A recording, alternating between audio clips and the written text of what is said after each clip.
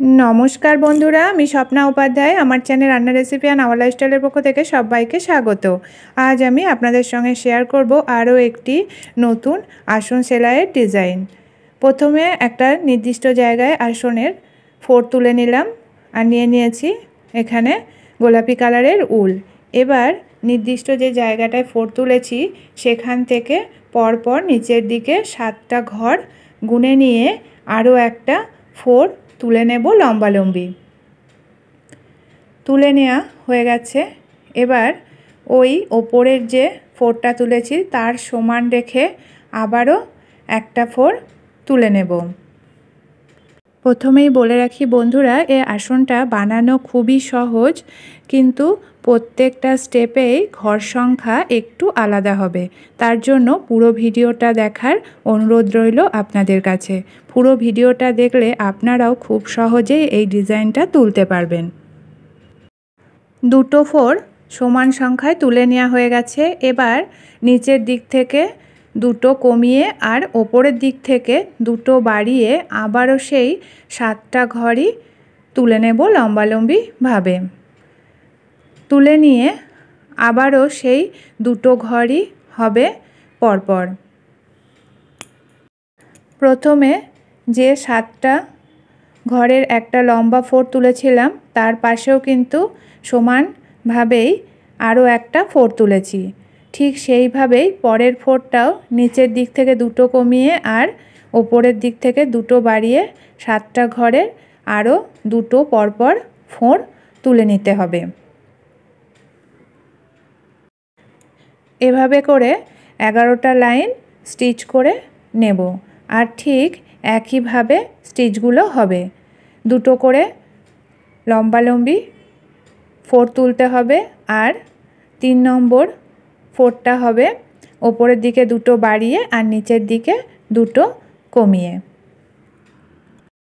7টা ঘরের দুটো করে ফোর 11 লাইন তুলে নেওয়া হয়ে গেছে। এবার ডান দিকেরটা তৈরি করে নেওয়া হয়ে গেল। তৈরি করে নেব এবার বাঁ দিকের 11টা লাইনের ফোর। ঠিক একইভাবে হবে। এবারও বাঁ দিকে দুটো ঘর বাড়িয়ে নিচের দিকে দুটো ঘর কমিয়ে 7টা ঘরেরই ফোর তুলে নেব পরপর দুটো লম্বালম্বিভাবে। আর ডান দিকেরটা যেভাবে তৈরি করেছি বাঁ দিকেরটাও ঠিক একইভাবে ওপরের দিকে বাড়িয়ে নিচের দিকে কমিয়ে 11টা লাইন স্টিচ করে নিতে হবে। বাঁ দিকেও 11টা লাইন স্টিচ করে নেওয়া হয়ে গেছে। যেখানে 11টা লাইন স্টিচ শেষ হয়েছে ঠিক তার মাথা বরাবর ডান দিক বা বাঁ দিক কোনোভাবেই কমবেও না বাড়বেও না, মাথা বরাবর তুলে নিলাম আবারও 7টা ঘর। 7টা ঘর সোজাসুজি আবারও দুটো লাইন স্টিচ করে নিতে হবে।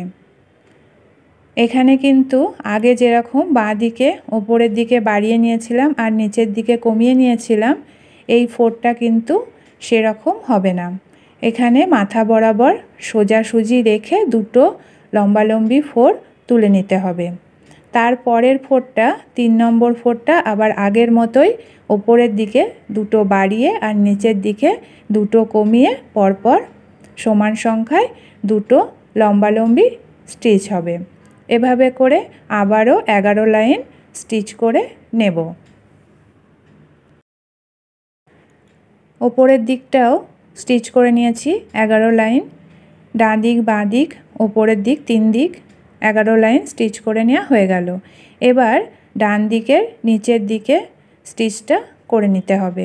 তার জন্য এবার ওপরের দিকটা দুটো ঘর কমিয়ে আর নিচের দিকে আসনের দুটো ঘর বাড়িয়ে সেই 7টা ঘরই আগের মতো স্টিচ করে নেব 11 লাইন।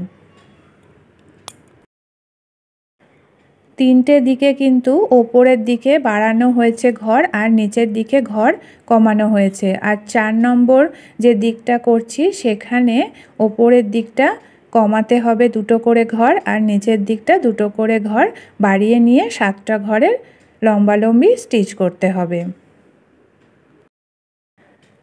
3 নম্বর লাইনটা যেভাবে শুরু করেছিলাম মাথা বরাবর রেখে 4 নম্বর লাইনের শেষটাও কিন্তু ঠিক একইভাবে মাথা বরাবর রেখে 2 লাইন স্টিচ করে নিতে হবে।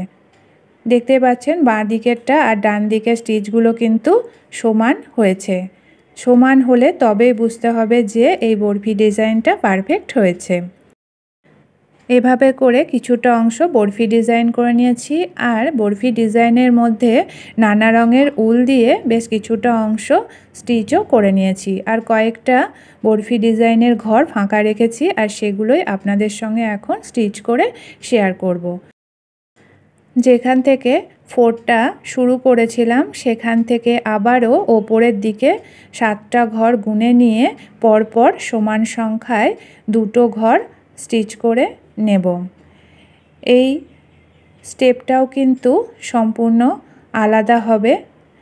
এখানে পরপর 2টো ঘর স্টিচ করে নিয়েছি, তারপরে আবারও ওপরের দিকে 2টো বাড়িয়ে আর নিচের দিকে 2টো কমিয়ে 7টা ঘর 2 লাইন স্টিচ করে নিতে হবে।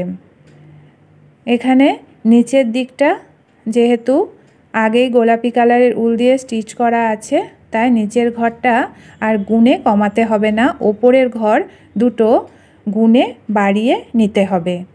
3 নম্বর স্টিচটা যখনই হবে তখনই ওপরের দিকটা বাড়িয়ে নিতে হবে। এভাবে করে সেলাই করে নিয়েছি। তারপরে যে বাকি ঘরটা রয়েছে এখানে আছে 8টা ঘর, তাই এখানে 8টা ঘর নিয়ে 2টো লম্বালম্বি 4 তুলে নিতে হবে। আগে যেহেতু 7টা ঘরের 4 তুলেছি, এই স্টেপটাতে শেষের দিকে 8টা ঘরের 4 তুলতে হবে 2টো। তারপরে নিচে আছে 4টে ঘর, সেখানে আবার 2টো 4 তুলে নেব। ঠিক একইভাবে বাঁ দিকেরটাও কিন্তু করে নেব। ডান দিকের স্টেপটা হলুদ রঙের উল দিয়ে কিছুটা অংশ স্টিচ করে নেওয়া হয়ে গেছে। ঠিক একইভাবে বাঁ দিকের স্টেপটাও করে নেব।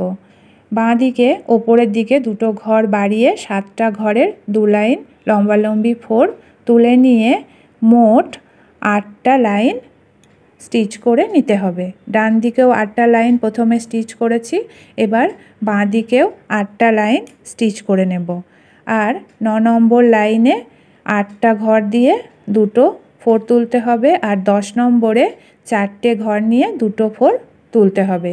দুদিকেই কিন্তু সমান 4 হবে।